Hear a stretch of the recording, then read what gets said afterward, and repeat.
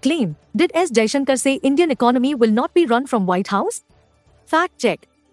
The claim is going viral on social media. Recently, several users have shared remarks allegedly quoting the Indian Foreign Affairs Minister S. Jaishankar. These remarks were made pertaining to the recent comments by US President Donald Trump on India, calling it a dead economy. Several users posted pictures of S. Jaishankar and this comment: "Our economy will not be run from the White House. Russian oil will continue to flow to India." They attributed this comment to him, portraying it as an official statement by the Ministry of External Affairs. Other users have also shared such claims, which can be found here. Our economy will not be run from the White House. Russian oil will continue to flow to India. Fact check. Truth: misleading. No such remark has been made by Jaishankar. Fact check details.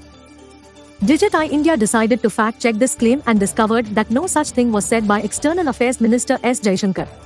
The statement lacks a direct quote from a press conference or official statement. We then checked for any kind of official notice by the Indian Ministry of External Affairs and found no such confirmation. On the other hand, the Indian Ministry of External Affairs has debunked this claim and released an annex post pertaining to this matter. The post read: "Disinformation and fake news alert." This handle, @middle_eastern0, has been making several social media posts with fake news. Be aware. Find the post below.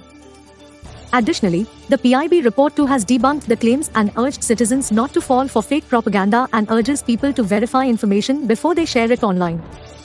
Thus, the claim is false and there is no such remark made by S. Jaishankar.